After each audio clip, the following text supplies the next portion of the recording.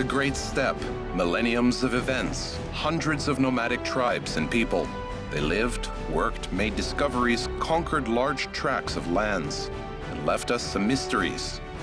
To learn more about it, watch the project called Enigma of the Great Steppe.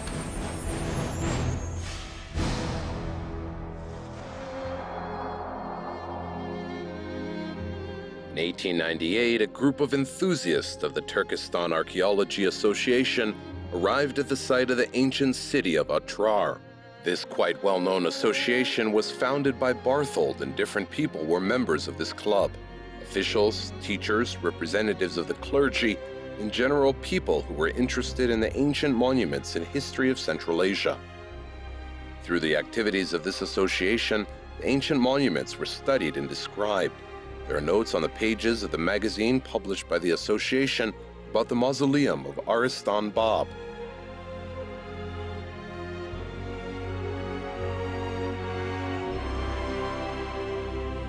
Almost every Kazakhstan citizen knows about the existence of this mausoleum, although at first sight it is quite small and an ordinary building.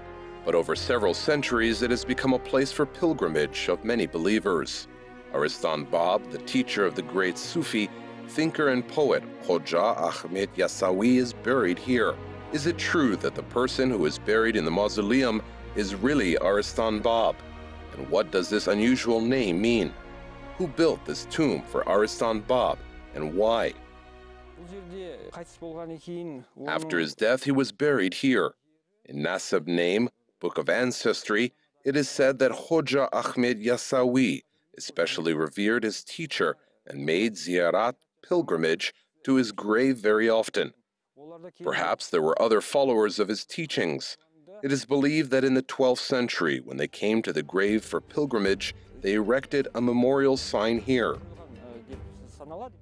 The name Ariston Bob speaks for itself. Bob, in translation from Arabic, means the gates of another world, and Ariston in Turkic means lion, which indicates a brave and strong-willed person. Unfortunately, we still do not know the real name of Ariston Bob, and it is unlikely that we will be able to find it out. In ancient sources, there is very little information about the early years of his life.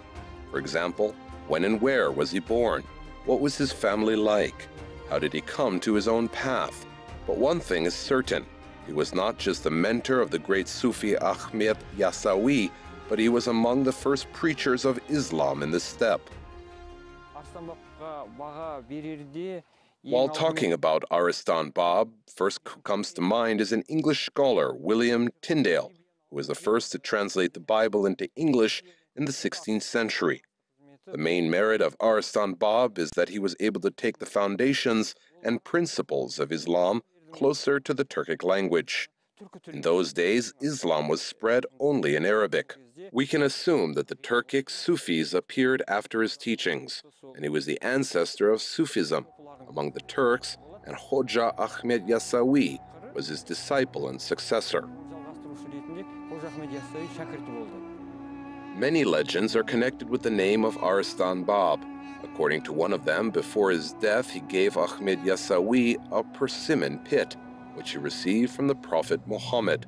A legend says that during the dinner time of the Prophet and his associates, this fruit repeatedly fell out of the dish. And at that moment, the Prophet heard a revelation. This persimmon is intended for the Muslim Ahmed, who will be born 400 years later than you. He asked his companions, who will pass the fruit to the future owner?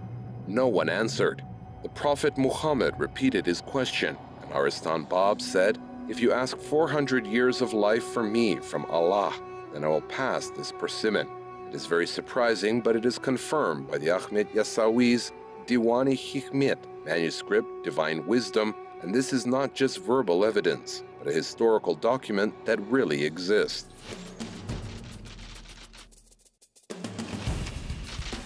At the age of 7, I greeted Holy Ariston Bob. Remembering the message of Hak Mustafa, I performed 1001 dikhr, devotional act, with my utmost effort. Thus, having defeated the flesh, got to the cherished place. He patted me on the head while passing my cherished persimmon. His turn came and he passed to the world beyond. Thus he left everything on earth. I received his knowledge and became enlightened.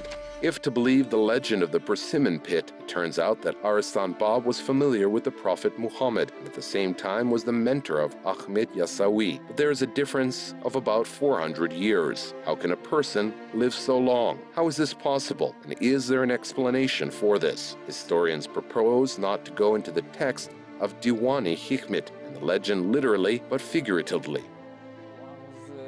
I think the legend that the Prophet Muhammad's associated arrived in Otrau, Farab, and Turkestan, Yassi, to pass the pit of persimmon to Ahmed Yassawi should not be understood literally. Legend shows a spiritual continuity of passing the Sufi teachings started by the Prophet, which Ariston Bob passed to Ahmed Yassawi. The name of Ariston Bob has the meaning of the preacher of a great religion. The gates are like a lion. In Kazakh, it is Aristan. But according to other historical sources, a well-known Orientalist, Jibek Muminov, says that in the 11th century, one man lived in the city of Farab, whose name was Abu Jafar Muhammad Nestir, and he was also an associate of the Prophet Muhammad. It is clear that this is a different person. This story tells about the man who skillfully read hadith. For this, the Prophet Muhammad granted him a long life. However, this legend was born in the early 12th century. Is this just coincidence, or did people's rumor confuse the person? Maybe. This ancient story has enough gaps, so-called blind spots. For example, a mysterious character, Salman al-Farsi, whose name often comes along with the name of Ariston Bob, different stories, and who is almost considered a doppelganger of Ariston. What do we know about him?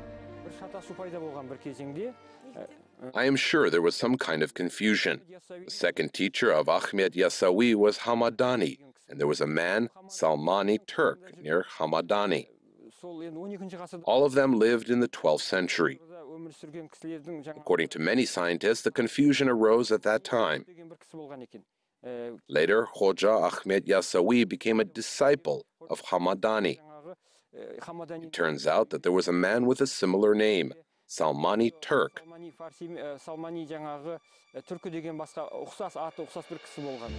Indeed, in the Arabic sources, the name of Salman al-Farsi is also mentioned among the associates of the Prophet Muhammad, but he had never been in our region, and his grave is located on the territory of modern Iraq.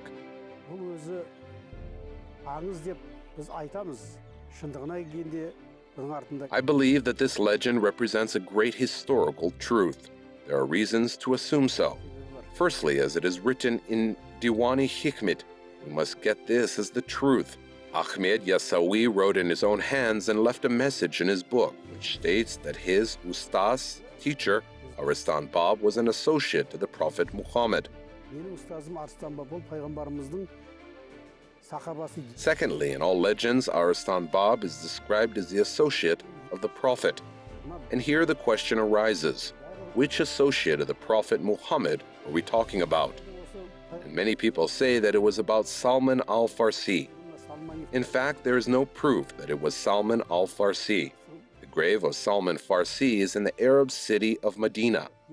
There is historical evidence which suggests that Emir Timur visited the grave of Salman al-Farsi and hired a man to plant the garden on this grave and take care of it.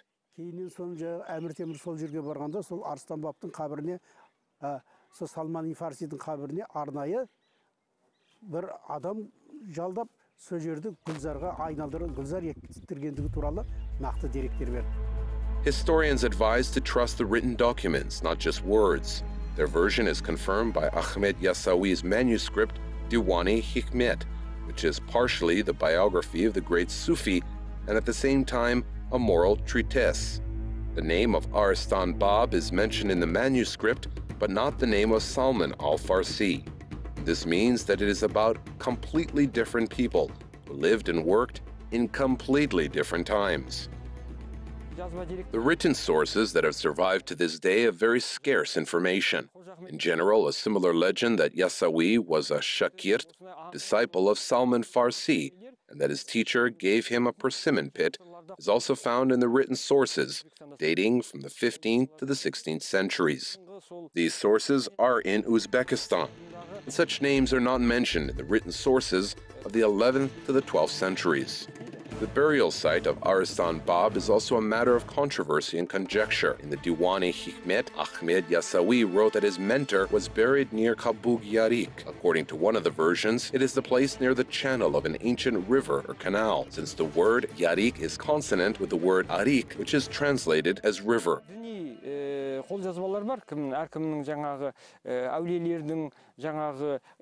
However, there are manuscripts of religious content which describe the life and activities of Islamic preachers. But in the written sources of the 19th century, the burial site of Ariston Bob is mentioned as a place of pilgrimage of people of Dishti Kipchak.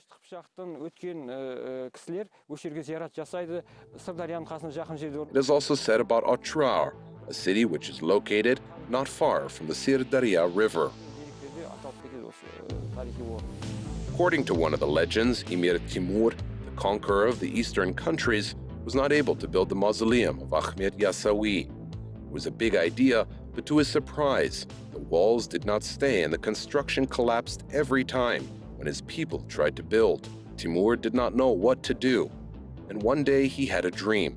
He saw Ahmed Yasawi in his dream, and Ahmed asked to build a mausoleum for his teacher, Ariston Bob, first. And Timur did so. He built the mausoleum for the mentor, and only then for Ahmed Yasawi. Since then, pilgrims come first to the Mausoleum of Ariston Bob and then go to Turkestan. It is known that Ahmed Yasawi personally took part in the funeral of his mentor. He was 23 years old at the moment. Through this fact, we can identify the year of Ariston Bob's death, 1126. Most likely, building of the mausoleum began at that period. In 2004, during the restoration works, archaeologists discovered a burial site dating back to the 12th century. Bricks, peculiar to this same century, were also found there. This indicates that in the 12th century, his burial site was here. Today, the Mausoleum of Ariston Bob consists of a two-chamber burial vault, Gurkhana, a square room, which is located on the axis along the east-west. In the first chamber, there is a burial vault of Ariston Bob. In the second, the smaller burial vaults of his disciples and followers Karga Baba and Lashin Baba. Both chambers are covered with domes with identical size and shape. Initially, the entrance to the tomb was decorated in the form of Iwan, with two wooden columns. The mosque has a square shape and consists of a large prayer hall and two service rooms on the sides of the entrance of the eastern part. The high extended corridor, which has an arch, serves as a link. Two more architectural structures form the external appearance of the building. These are minarets flanking the main northern facade. This is the description of the current mausoleum. The appearance of the early period of the mausoleum is not known in full details. Therefore, it is impossible to say surely how the structure looked in that period. According to archaeologists, the walls and dome over the burial place were constructed later, in the 14th century. The plan of this structure was complex and was built in stages. Its rooms were built one after another, that is, they were built gradually. First, Kabir Khana, burial chamber, was built, then a room where the Quran is read, ziyarat is performed. In the center of the structure there is a hall which connects these two rooms. Later, on the right side, that is, on the south side, the mosque was built. New rooms and chambers were built, one by one, and this building turned into a big structure. So, such historical moments can be traced here. There is an assumption that in the 12th century this building had only one room, which had its dome. In the 14th century it turned into the building with two domes. On the other side of the structure, which we now saw, the room where ziyarat is performed, and Kabir Khana, burial chamber. We believe that they were built in the 14th to the 15th centuries. We can draw a number of conclusions according to the fact confirming the construction of newsrooms gradually. First of all, this indicates that the local population became more and more interested in the personality of Ariston Bob. Most likely, replanning and construction of the second dome and the second room were associated with the change of the building's functions. Before it was just a burial vault, later it became a place of pilgrimage where believers could perform ritual devotional acts. In the following period, the second complex was built next to the Mausoleum of Ariston Ariston Bob. This complex included a tea house, a place where a traveler or pilgrim could rest before a long journey. And during the rule of the Karakhanids, the mausoleum turned into a pantheon where influential people of that time were buried after their death. During those times, the Karakhanids stayed ruled over these lands. It consisted of the Turkic tribes. Later, Oghuz Turks came here. Thus, we can say this territory was inhabited by the Turkic tribes. After the death of Ariston Bob, the Karakhanid Khans were buried next to him. There are reliable sources indicating that Khan Tatika was buried here.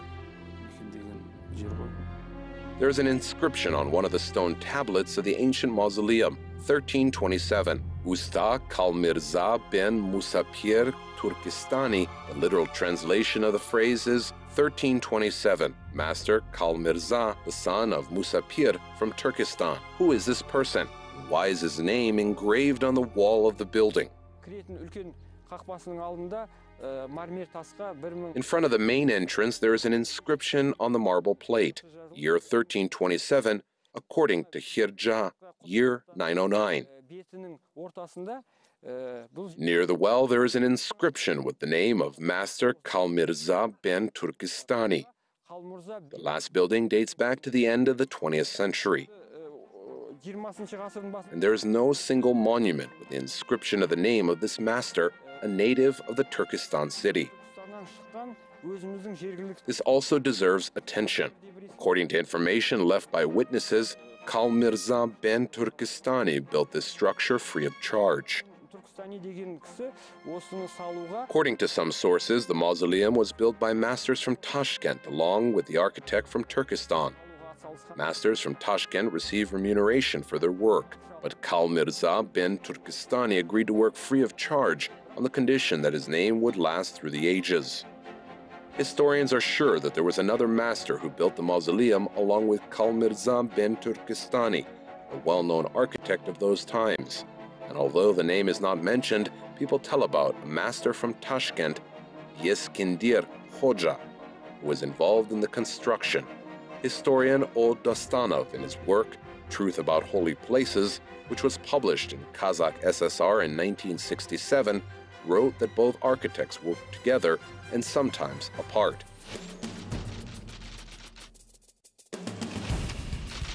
The modern Mausoleum of Ariston Bob was built by a master from Tashkent, Yeskindir Hoja. M. Khojayev assumed that both masters worked together, taking into consideration the repeated repairs and reconstructions of the mosque. The mausoleum was located near the Otrar city, which was one of the largest educational and economic centers of Central Asia. In 1219, the city was attacked by the Mongol army and was destroyed. We all know, as history has recorded, the locals of Otrar were cruelly slaughtered and its walls were fully destroyed. It is interesting that the mausoleum, which was near Otrar, did not suffer and survive to this day. Why didn't the angry warriors destroy the tomb? After all, the Mongols were not Muslims to honor Islamic shrines. The answer to this question can be found in the book of historian Joly, The History of the World Conqueror. He argued that the Mongols, being pagans, were tolerant of other religions and even respected them. This is not a fact, but perhaps this circumstance played a role in the Mausoleum of Ariston Bob was not destroyed.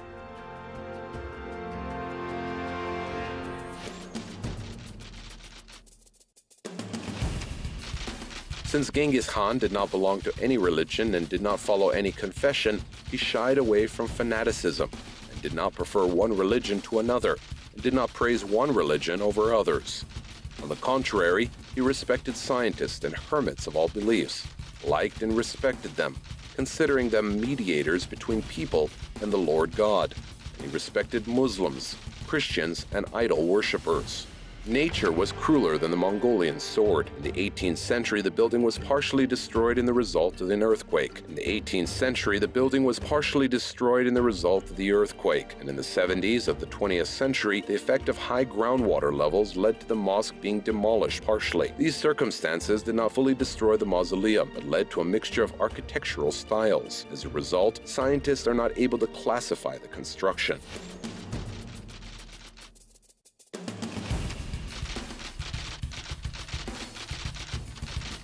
In fact, the monument is a mechanical conglomerate of rooms with different styles and which were built in different periods of time.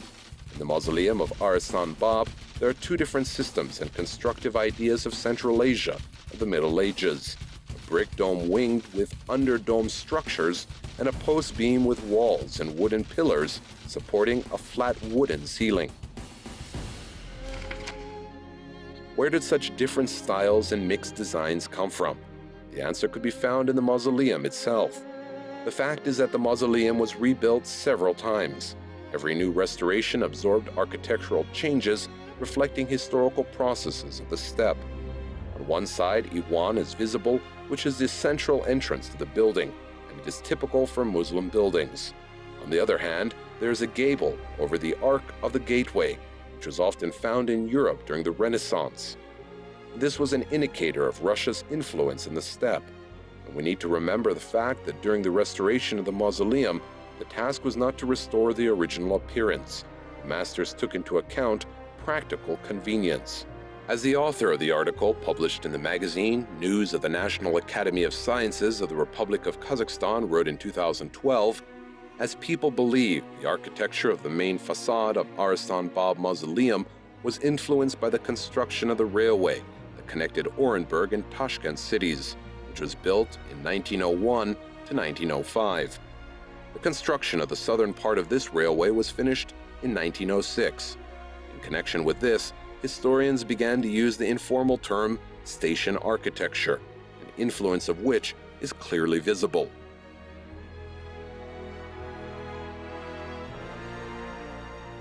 The researchers made the most unexpected discovery not in the mausoleum, but beyond its walls. Studying artifacts, they found another historical town and only few people had known about it before. According to the old inscriptions, this town also was named after Ariston Bob.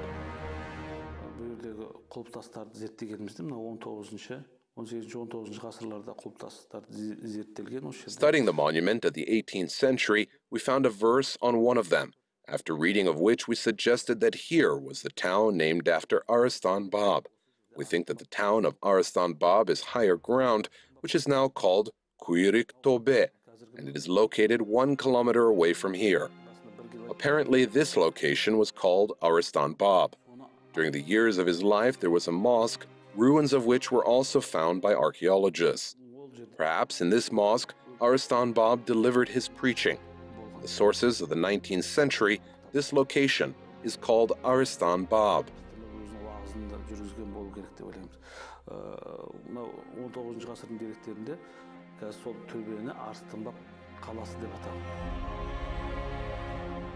The scientists say that historically this area and the town itself were called Kidir, but after the famous preacher arrived in this place, the town was renamed.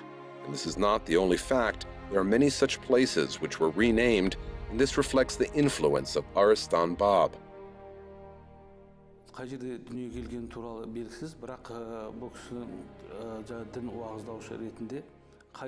Unfortunately, we do not have evidence about the place and date of birth of Ariston Bob.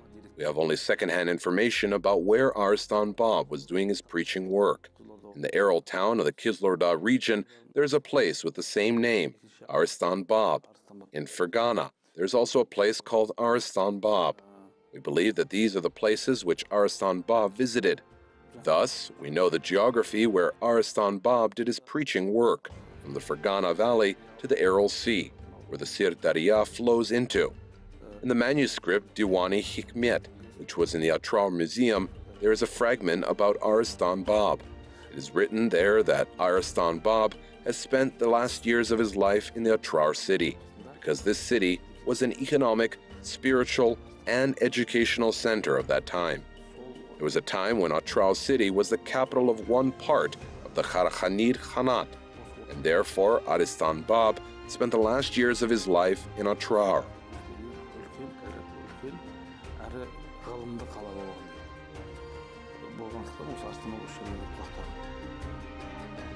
In 1982, the Mausoleum of Ariston Bob was included in the list of cultural and historical objects of the territory of the Kazakh SSR, which are protected by the state.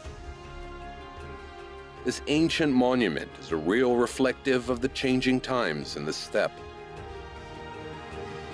It withstands temporal circumstances and still attracts visitors with its own spirit and secrets.